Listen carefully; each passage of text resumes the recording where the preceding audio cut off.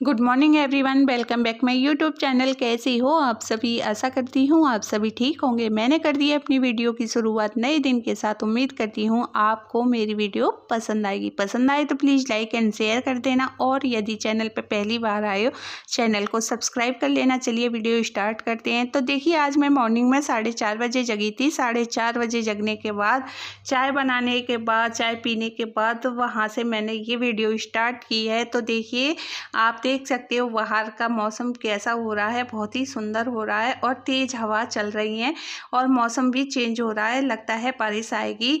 और मैं यहाँ खाना बनाने की तैयारी कर रही हूँ। मैंने बच्चे अपने जगा दिए हैं। बच्चे जगने के बाद सबसे पहले मैं अपने बड़े बच्चे के लिए दूध गर्म करती हूँ और छोटे बच्चे के लिए चाय रेडी करती हूँ, और दोनों के लिए साथ में ही दे देती हूँ, और साथ में एक बिस्किट का पैकेट भी रख देती हूँ। दोनों शेयर करके खा लेते हैं। उसके बाद मेरे बच्चे अपनी तैयारी में लग जाते हैं, अपने बैग रेडी करते हैं। उसके बाद वो अपना नहाने की तैयारी करते हैं। एक बेटा मेरा पापा के साथ नहा लेता है, दूसरा अपने आप नहा लेता है, क्योंकि वो काफ़ी समझदार हो रहा है। और छोटा अभी थोड़ा छोटा है, तो वो उसके पापा उसे नहला देते हैं। कभी कभी दोनों भाई साथ में नहा लेते हैं। तो देखिए, वो अपनी तैयारी में लग गए हैं। उनका सारा काम मैंने कर दिया है। उन्हें दूध देकर मैंने जगा दिया है, और मैं आ गई हूँ किचन में। किचन में मुझे कम से कम 1 घंटा चाहिए, क्योंकि आधा घंटा मेरी सब्जी के लिए चाहिए और फिर आधा घंटा मेरी रोटी के लिए चाहिए। उसके बाद मैं सारे काम फिनिश करती हूँ। तो देखिए, आज मैं बनाने वाली हूँ छोले की सब्ज़ी। छोले की सब्ज़ी बनाने के लिए मैंने 1 आलू साथ में बॉईल कर लिया है और 2 टमाटर की मैंने ग्रेवी बना ली है। देखिए, आप देख सकती हो। और टमाटर के साथ मैंने 3 हरी मिर्च भी कट कर ली हैं। ये सारी चीज़ें मैंने रेडी कर ली हैं। और देखिए, ऑयल भी मेरा गरम हो चुका है। ऑयल गरम हो जाएगा तो हम इसमें ऐड करेंगे जीरा और तेज़पत्ता। और मैं कोई भी खड़े मसाले नहीं डालती हूँ, तेज़पत्ता डालती हूँ, जो हमारे शरीर के लिए बहुत ही लाभदायक होता है। और साथ में जीरा डालती हूँ। और फिर मैं ये पेस्ट डालने के बाद मैं अच्छी तरह से प्लेट से ढक देंगे, जिससे कि तेल के जो छींटे हैं प्लेट के अंदर रहेंगे, कढ़ाई के अंदर रहेंगे, वो बाहर नहीं आएंगे, जिससे हमारी गैस गंदी हो जाती है और पीछे टाइल्स गंदी हो जाती हैं। तो देखिए, हम इस प्रकार जब किचन का काम करते हैं तो छोटी छोटी चीज़ों में अपने टाइम को बचाने की कोशिश करते हैं। अगर ये टाइल्स गंदी हो जाती, तो मैंने अभी 2 दिन पहले किचन की सफाई की थी, फिर से मुझे किचन की सफाई करनी पड़ेगी। कम से कम मैंने सफाई की है तो 15 दिन तो ये टाइल्स हमारी चल जाएँ। तो इस प्रकार हम देखिए काम करते हैं, हमारा यहाँ टाइम भी बच गया और हमारी टाइल्स भी गंदी नहीं हुई। और ये उम्मीद करती हूँ आपको किचन टिप्स पसंद आई होगी। और यहाँ देखिए, मेरी जो टमाटर की ग्रेवी है वो पक चुकी है। अब हम इसमें ऐड करेंगे स्वाद के अनुसार नमक, मिर्च और हल्दी। और देखिए, हल्दी इसमें थोड़ी सी डालिए। फिर क्या करना है, हमें इसमें चाय की पत्ती का पानी भी डालना है, उससे ना कलर बहुत अच्छा आ जाता है। सारी चीज़ों को अच्छी तरह से मिक्स करना है और चलाते रहना है। जब ये मसाले अच्छी तरह से पक जाएंगे तो हम इसमें ऐड करेंगे जो हमने आलू बॉईल कर रखा है। तो देखिए, आलू मैं इसमें इसलिए डालती हूँ कि इससे जो हमारी ग्रेवी है वो थोड़ी सी गाढ़ी हो जाती है, क्योंकि हमारे घर में कोई भी प्याज का सेवन नहीं करता है। इससे हमारी जो ग्रेवी होती है वो थोड़ी सी गाढ़ी हो जाती है। तो देखिए, टमाटर का हम ज़्यादा इस्तेमाल नहीं कर सकते। टमाटर डालने से जो होती है सब्ज़ी ज़्यादा खट्टी हो जाती है।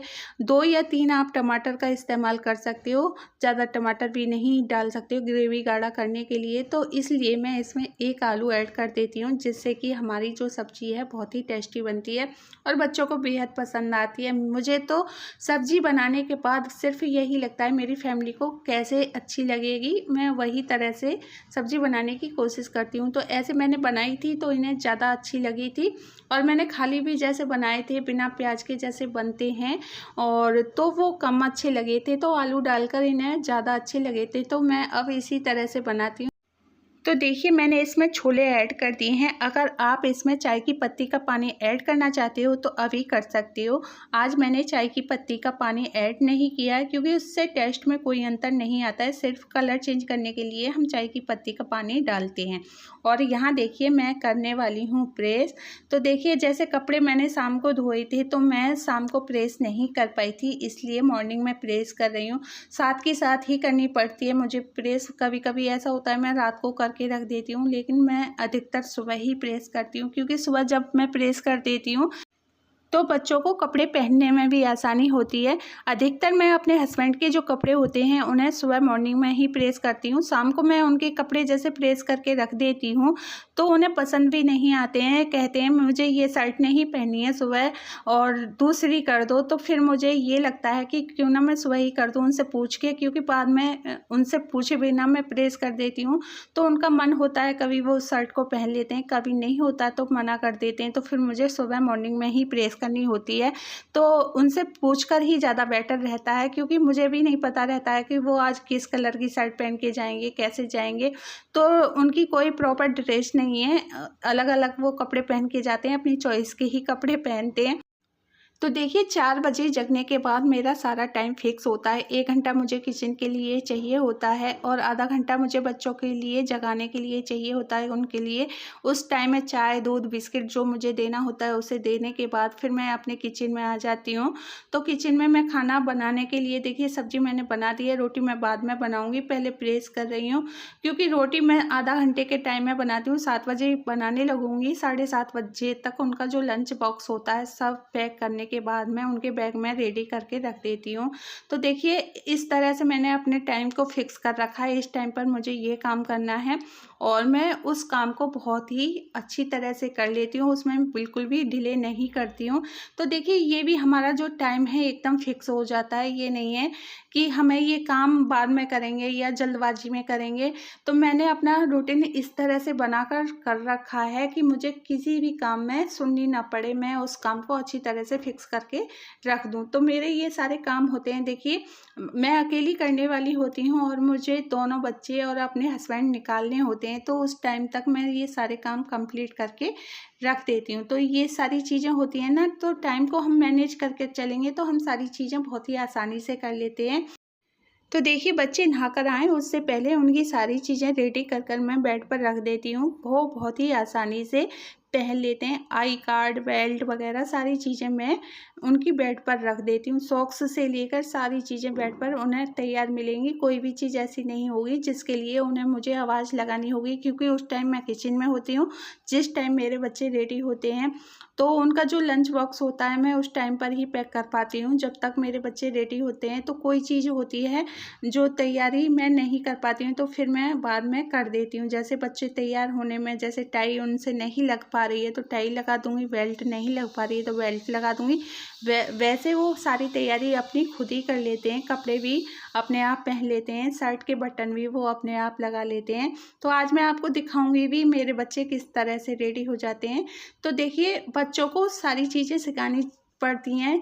मेरे बच्चे इतने बड़े नहीं हैं कि वो सारी चीज़ें अपने आप ही कर लें, लेकिन फिर भी ना मेरे बच्चे इतने अच्छे हैं कि वो अपनी मम्मी को ज़्यादा परेशान नहीं करते हैं, तो बहुत सारी चीज़ें वो करने की कोशिश करते हैं। तो देखिए बच्चा जब समझदार हो जाता है, अपनी मम्मी की फीलिंग समझने लगता है, तो समझिए कि वो बच्चा बड़ा होने लगा है। तो मेरे दोनों बच्चे इतने अच्छे हैं, बहुत ही समझदार हैं। बड़ा बेटा भी समझदार है, छोटा भी देखिए बहुत ही छोटा है, फिर भी वो अपने आप तैयार होने की कोशिश करता है। बेल्ट भी अपने आप लगाएगा, टाई भी अपने आप लगाएगा, फिर भी मैं कहूँगी बेटा मैं लगा दूँ, नहीं मम्मी मैं अपने आप लगा लूँगा, मैं बड़ा हो गया हूँ। तो मुझे बहुत ही खुशी मिलती है। और यहाँ देखिए मैंने उनका जो लंच बॉक्स था बैग में रेडी करके रख दिया है और आज मैं आपको दिखाऊंगी। देखिए मेरा छोटा बेटा किस तरह से तैयार होता है। मैं उनसे कहती रहती हूँ बेटा लाओ मैं कर दूँ, नहीं मम्मी मैं अपने आप लगाऊंगा, ऐसे ही कहते रहते हैं।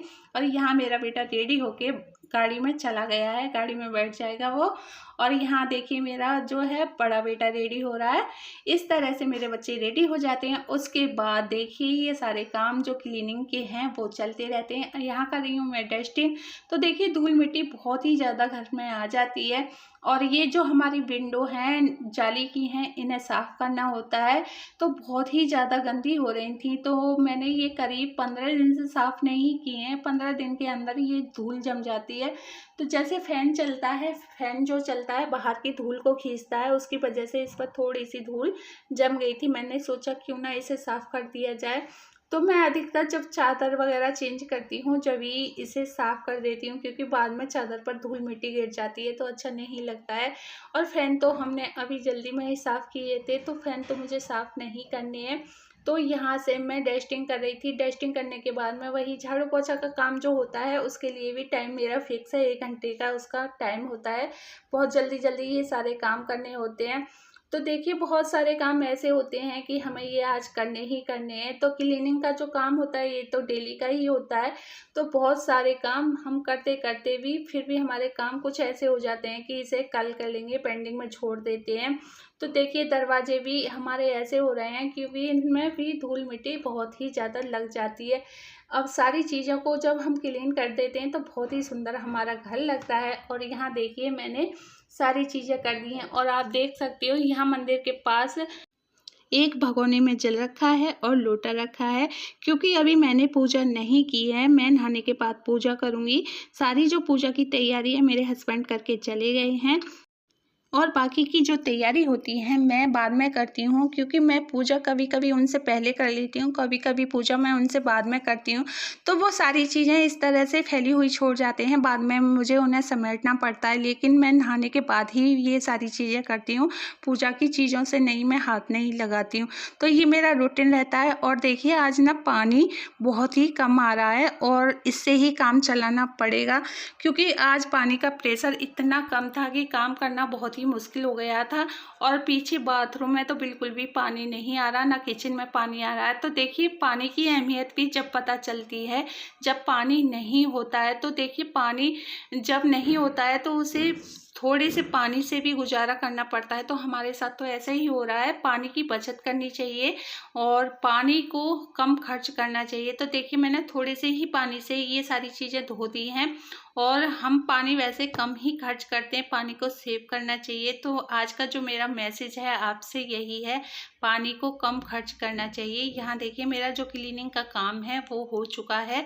आई थिंक आज की वीडियो आपको बेहद पसंद आई होगी। पसंद आए तो लाइक एंड शेयर कर देना और मेरे चैनल पे पहली बार आए चैनल को सब्सक्राइब कर लेना। Thank you for watching. कल मिलेंगे नेक्स्ट वीडियो में, तब तक के लिए जहाँ भी रहिए सुरक्षित रहिए और अपना ख्याल रखिए।